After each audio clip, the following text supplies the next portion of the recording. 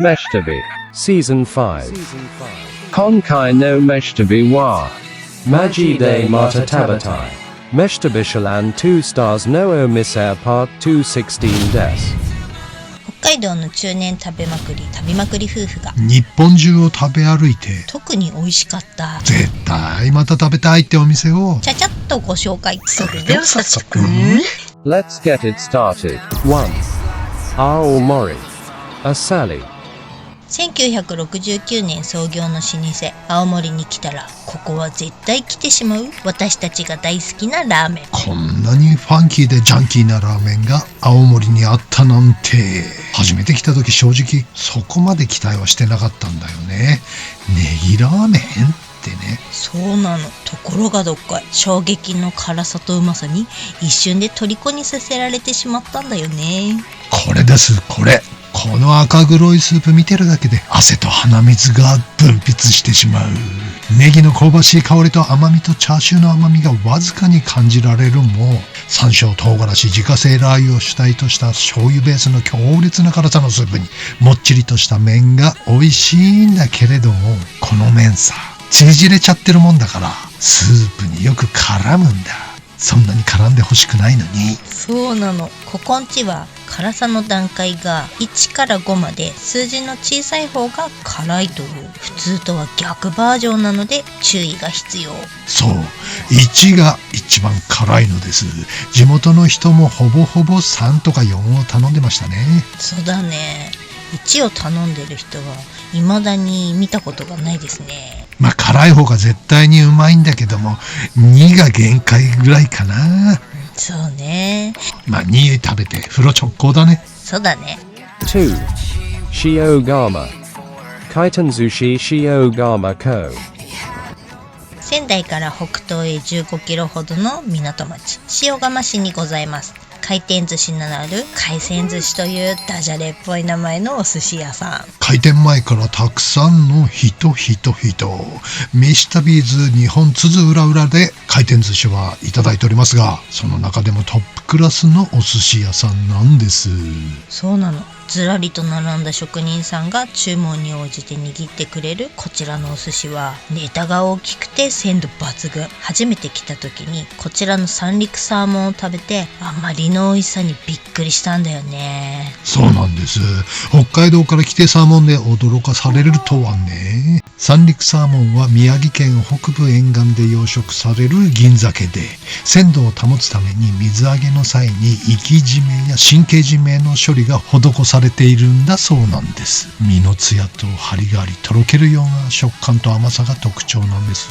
ねえ、すんごいとろけちゃうサーモンね。これ美味しい。また生マグロっていうのがマグロに引けを取らない美味しさなのに2貫で160円。そりゃ人気になるわねって感じ。目つぶって食べたらマジわかんないよ。これ完全本マグロっしょって感じ。いや目開いて食べてもわかる自信はございません。確かに仙台に来たら絶対寄りたいお店だね。そうだね。 3. Dino Wang Mexico 創業47年の歴史あるタコスのお店ね。タコスのお店って北海道にほとんどありませんからね。あっても飲み屋のつまみみたいなのばっかりでさ。そうそう。せいぜいあっても日替わりランチの付け合わせか居酒屋のお通しくらいよね。それはタコスだね。っていうか酢だこ。あれタコスをおやつ的に気軽に食べれるお店があるといいんだけどな、北海道にも。ねえ、せめてタコベルみたいの進出してほしいわ。ねえ、関東にしかまだ来てないんだよね、タコベルも。おやつ的に気軽に食べれるタコスってのを実現してくれているお店がこちら。いいですね、この気軽さ。皆さんサクッと食べて5分ぐらいで帰っていく感じ。たこ焼き的感覚っていうのなんかほんとおやつって感じ。気軽に来れるわね。ねえ、ハラペーニョが効いたピリ辛なサルサソースをたっぷり乗せて食べると皮はちょいサクッと食感もちもちとしてて超絶うまいぜ。軽いから永久に何個でも食べていられそうな感じね。サルサもちょいピリ辛ぐらいで辛いのが苦手な人でも全然食べれるよね。逆に教えてほしいわ、ここより美味しいタコス。ねえ、めっちゃタコス食いたくなった。2個行こう。沖縄。 4. Asaikawa Susanta Kitchen 旭川市は東旭川にあるメシタビーズお気に入りのスリランカカレーのお店。スリランカ出身のオーナーサンタさんが作る本場スリランカカレーの人気店です。これは美味しいですね。なんといっても大根のカレー。そうなの、大根のカレーがめちゃめちゃ美味しいの。大根のカレーって日本人的にはなるけどね、これが合うのよ。ココナッツと大根がこんないい感じに調和するとはびっくりだぜ。絶対にカレーにはじゃがいもより大根の方がうまいね。間違いない。基本2種盛りなので、チキンかエビとかひよこ豆から選んで、スリランカレーは混ぜ混ぜするべし。はい、全部美味しいカレーだけどやっぱ大根は外せないね。私は大根とエビだな。あ、猫ちゃんがいるお店なので苦手な方はご用心。だ。5. Sapporo, a tonkotib. 札幌市の中心部にあるパン屋さん。札幌には美味しいパン屋さんがいっぱいあるんだけども、その中でもこちらは抜群なの。なんでもすごい経歴をお持ちのシェフのブーランジェリーらしいっす。北海道バケットコンクールの第1回優勝者とか、なんかいろいろすごいみたいなんだけど、詳しくは省略。興味のある方はこちらをご覧あれ。とにかくこのフルーツを大胆に使ったデニッシュが大好物。これがとにかくもう美味しすぎる。デニッシュ生地のパリサク感が秀逸ですの。特にこのキウイのやつね。半玉使用したキウイのジューシーさとデニッシュのパリサク感とカスタードの大人っぽい甘さのハーモニーがすごいんですねえ。そしてこの漢字機のような巨大パン、大きく見えるけど多分私の顔が小さいだけかな。いや、このパンかなりでかいっす。そう？このフーガスね、まずこの可愛いビジュアルにやられますが、味も最高なの。スパイスが香る最高なパンですね。これ1枚でワイン2本飲めちゃいそうな感じ。なんかこのフーガスとかフォカッチャとかスパイスの香るパン好きだな。わかる。だって美味しいもんね。6. Fukuoka, Asahi Ken. 福岡ではいろいろ虜になっちゃったメシタビーズ。その中の一つがこちらのお餃子でございます。これはまた北海道にはないタイプのお店なのよね。そうなんです。いいですね。北海道ソウルフード餃子の三好のもすすきのにあるけれども、こういう臨場感はないもんな。そうね。3軒目くらいにふらっと寄ってまた飲みにって感じがいいよね。だよね。この餃子がカリッカリに焼かれていておやつ感覚でいける。ビールに合うからなんぼでもいけちゃうね。焼き餃子いい焼き色。一口餃子ってお腹いっぱいでもパクパクいけちゃうんだな。不思議。またこの柚子胡椒がいいんだよね。西の餃子は小さくてうまい。飯のおかずってんじゃないけど好きだな。ねえ。さあ次どこ行くってリセットボタンみたいな餃子だ。7. ニューヨー Makubetsu, Satsunaigawa Garden Onsen. 瀬戸内川のほとりに立つ斜塔のような立派な温泉。こちらは幕別町にあるけれども、帯広の中心から車で10分くらい。そうなんです。ここは去年見つけた最高すぎる温浴施設ねえ。今まで知らずに通り過ぎてたのが悔しすぎるでございますね。何度も去年うるさいぐらい飯旅ではご紹介していますが、なんとこちらのサウナ、男湯も女湯もそれぞれ4種類ものサウナがあるんですね。はい。しかも3種類のサウナが屋外に。低温テントサウナ、高温テントサウナ、バレルサウナとあって、セルフロウリュし放題。サウナ水風呂外気浴がアウトサイドで完結できるって最高。超整えようやかったね。もちろん整いチェアはコールマンのインフィニティチェア、屋内屋外両方にたっぷり配置ねえ。とにかく最高なのがバレルサウナ。4人は余裕で入れるし、ロウリュしまくりで汗だらだら。ますます帯広が大好きになったメシタビーズなのでした。渡り鳥系の九州ナンバーのキャンピングカーをよく見かけるこの界隈。さすが分かってらっしゃるねえ。北海道のロングステイ旅はこの界隈が一番過ごしやすいゾーンかと思われます。車中泊、グルメ、サウナ、温泉、大自然、ゴルフ、すべてが揃っているゾーンですね。だ。 8. Iwamizawa, Honda. 砂川に本店を構えます本田さん。和菓子、洋菓子、いろいろ楽しいラインナップがあるけれど、随分と高級になってしまいましたが、やっぱり美味しいこのアップルパイ。季節ごとに大胆にフルーツを使ったスイーツも秀逸なのですが、安定のアップルパイ。弘前のすんげえ美味しいアップルパイとも勝負できそうですね。ねえ、音がすごかった。サクって。幾重にも重なった層がいちいちサクっていうの。サクって。ああ、これは非凡。美味しいアップルでございます。なんと、いつまでなのかはわからないけど、LINE お友達登録でアップルパイが1個もらえちゃうの。なんて太っ腹。560円のアップルパイが1人1個ですよ。そうなの。だからこれタダでいただいてます。PR 案件じゃございません。誰でもタダなんです。いつまでのキャンペーンなのかはわかりませんので、事前にご確認くださいね。9. Sapporo Sims Lane Burger Stand。 バーガーも大好きな飯田ビーズ。こちらは北海道ツートップのバーガースタンドね。日本人らしい丁寧で上品なハンバーガーがここにあります。このバーガーは美味しいですね。なんと今のところ日本トップ5には確実に入ってくるかな。そうね。日本各地で美味しいとされているバーガーは大抵食べてるけど、大抵のところには勝るちゃうね。逆にこれを知ってるがゆえに他のところで美味しいとされているのを食べてもなっちゃってね。そうなの。シムズの方が美味しいね。でね、いいお値段ではございますが、価値あるバーガーね。はい。10. Hakodate Today's Katsu Ganso Koike。 1948年創業の老舗カレーね。うちのカツカレーを追い続けて10年。カツカレー大好きおじさん絶賛のカレーです。はい。飯旅ではこちらのカレー元祖小池本店さんは何度もこすっておりますので、今回は2021年1月にオープンした函館のお隣北斗市にございます支店、フランチャイズなのかな、こちらをご紹介。中毒性はあるもんね、このカレー。はい、函館に来たら絶対食べたい三大フードっすね。このカレーは完全癖になっちゃいましたね。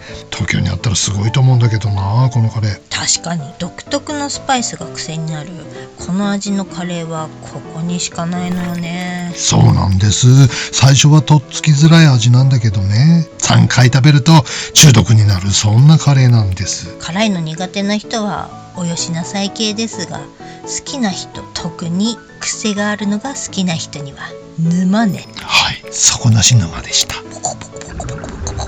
11. Sapporo Cafe Makulan。 札幌市東区の住宅街にあるすんばらしいカフェ。こちらは愛の塊のお店なんです。美味しい店の証、ママやマダムがいっつもごった返しでございます。こちら初めて食べた時びっくりしましたね。こちらの料理、舌を巻く美味しさ、美しさ、楽しさを兼ね備えているんですね。いや正直住宅街のご自宅でカフェもやってます的な趣味の延長線のお店かと思いきや、これがびっくり。そこいらの気取ってしょうもない料理出してるお店のシェフに爪なんか煎じて飲みなさいって思っちゃう系。よっかねえな。まあ確かに素晴らしいですね。特に魚の御膳がすごいんです。鮭の西京焼き最高でした。経営されているのがかなりご高齢のご夫婦なので、提供には時間はかかるんだけど待てちゃう。だって美味しいんだもん。一人に対しこの量の副菜、卵焼きは焼きたてだし、揚げたての天ぷらとかがついてくるんだよ。ね、安くはないけどここまでまた食べたいと思わせてくれるお店はそうそうないわね。ね。12. Kamakura Gelateria Il Brigante。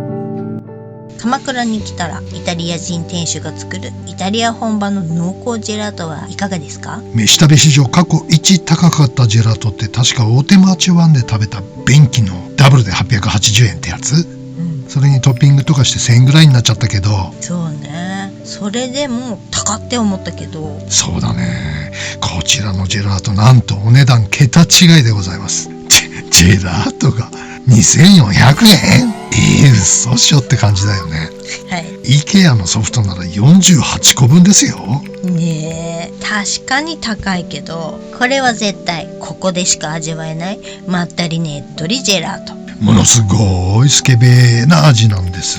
エロティック。ねっとり感がすっごいっすね。でも確かに美味しいは美味しい。今まで食べてきたジェラートとは全然違うんです。さすがイタリア人が作るジェラートじゃん。ほんとねっとり感がすんごい濃厚濃密。でも気軽には食べれないな。一度食べたらもう食べることないのかな。ねえ、アイスに出せる限度額オーバーだよね、こりゃ。あなたは出せる？ジェラートに2400円。食べたいけど我慢しちゃうね。だって2400円ったら下手すりゃランチ4回いけちゃうからね。だよね。2400円で4回いけちゃうランチについてはこちらをご覧ください。札幌限定だけど。だ。13. Takamatsu Udon Baka Ichidai。ねえ、なんで平日の4時半にこんなにうどん食べる人いっぱいいんの？本当だよね。すごい人気です。こちらのお店は釜バター発祥のお店ということで楽しみにしてました。おいちゃんはうどんはかけ、カレーはカツカレーと決めております。ここはおいちゃんも一発で気に入りましたね。なんたってネギ天かすかけ放題。嬉しいですね。いや、それ普通でしょ。そしてやはり出汁が美味しい。優しくて飲み干したくなるやつ。ねえ、お出汁美味しい。はい、こちら釜バター発祥のお店の釜バターは生卵、醤油を自分で絡めるタイプ。まあ和風カルボナーラって感じで美味しい。釜バターやっぱうまいね。そして驚きの530円。歯切れのいいつるもっちりの麺がいいですわ。カルボナーラっぽいからブラックペッパーかけたくなるね。今度持ってこよう。でもひょっとしてあれかな、香川の人は釜バターうどんって食べないのかな。ありえる話ね。札幌人はバターコーンラーメン食べないし、広島県人はお好み焼きにマヨネーズかけないしね。広島のお好み焼き屋さんでマヨネーズください言うたら変な顔されたもんね。ねえ、逆にびっくり。お好み焼き屋さんにマヨがないのが驚きだぜ。でももったいないよね、こんなに美味しいのに。ってわからんよ。まだ香川県人も普通に釜バター食べるのかもしれないし、おいちゃんだってね、15年に1回ぐらいはバターコーンラーメン食べたくなる時あるからね。15年に1回？それはほとんど食べないってことね。そういうこと。14. Asahikawa Daikokuya。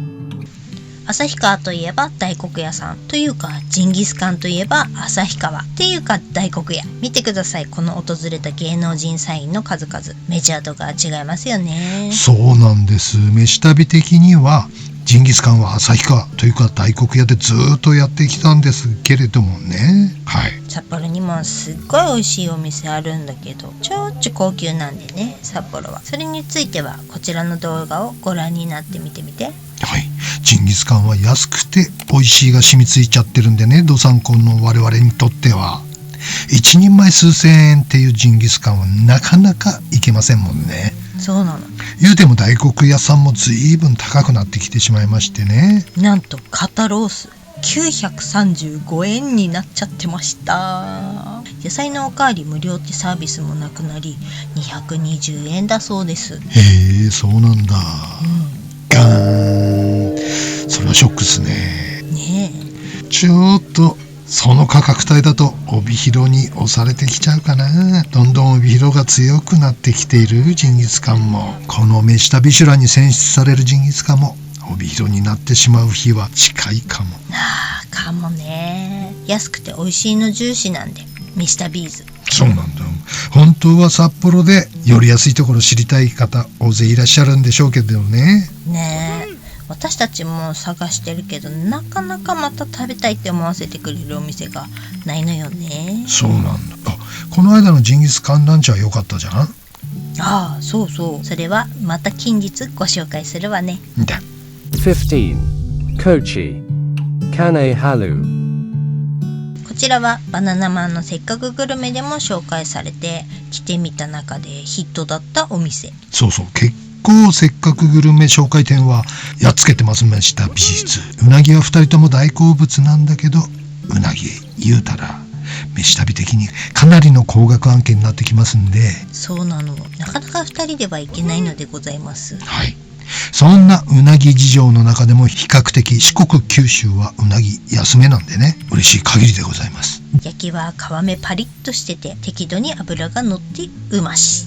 うまそう。少し甘めのタレで焼かれてますが、ご飯にはタレがかかってないの。こちらのお店ではうなぎ本来の味を邪魔するので、そのままで食べることをおすすめしますってことなんです。